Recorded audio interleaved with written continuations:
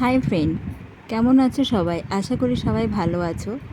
আজকে আমি রান্না করব নিরামিষ এঁচড়। তো নিরামিষ এঁচড় রান্নার জন্য আমি এঁচড়গুলো আর আলুটা ভালো করে সেদ্ধ করে নিয়েছি।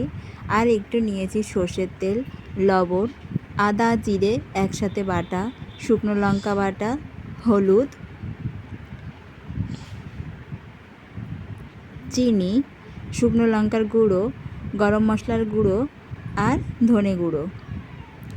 আর এইখানে ফোড়ন দেওয়ার জন্য নিয়েছি দুটো শুকনো লঙ্কা, একটা তেজপাতা আর একটু জিরে। এদিকে আমি কড়াই গরম করতে বসিয়ে দিয়েছি। কড়াইটা গরম হয়ে গেছে। এবার দিয়ে দেবো সর্ষের তেল। তেলটা একটু গরম হতে দেব।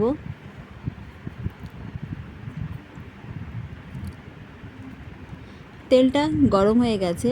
এখানে আমি এবার শুকনো লঙ্কা, তেজপাতা আর জিরেটা ফোড়ন দিয়ে দিলাম। দিয়ে একটু নাড়াচাড়া করে নেব। যত সময় শুকনো লঙ্কাটা একটু লাল লাল করে ভাজা হবে না, তত সময় একটু নাড়াচাড়া করে নেব। এটা একটু লাল লাল করে ভাজা হয়ে গেছে।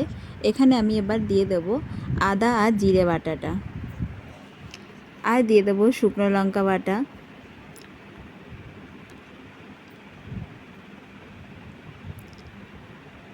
লঙ্কার গুঁড়ো, ধনে গুঁড়ো,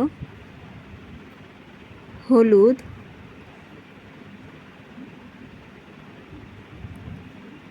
আর দিয়ে দেবো একটু লবণ। দিয়ে এবার ভালো করে নাড়াচাড়া করে মশলাটা একটু কষিয়ে নেব।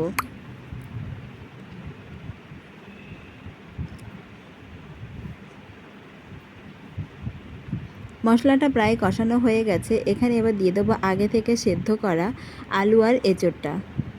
দিয়ে ভালো করে নাড়াচাড়া করে মশলার সাথে এটা কষিয়ে নেব।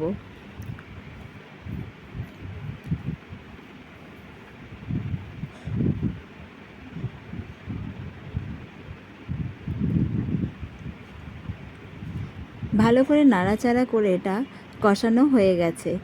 এখানে আমি এবার দিয়ে দেব আগে থেকে গরম করে রাখা একটু জল।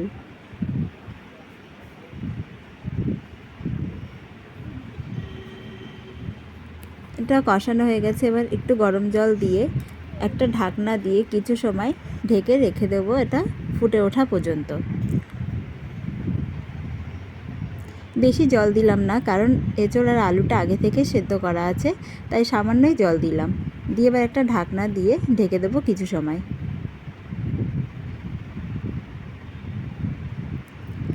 কিছু সময় পরে ঢাকনাটা আমি খুলে নিলাম।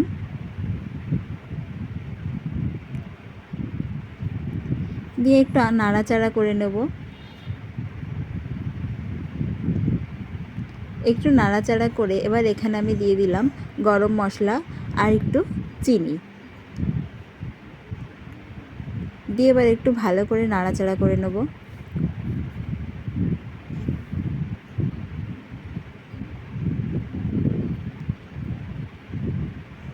তো এই নিরামিষ এঁচড় রান্নাটা আমার হয়ে গেছে।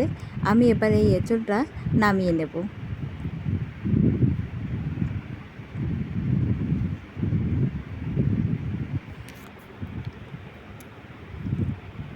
আমি এই এঁচড়টা নামিয়ে নিলাম। তো এই নিরামিষ এঁচড়ের রেসিপিটা তোমাদের কেমন লাগলো লাইক কমেন্ট করে জানিও, আর ভালো লাগলে একটা সাবস্ক্রাইব করে দিও। টাটা।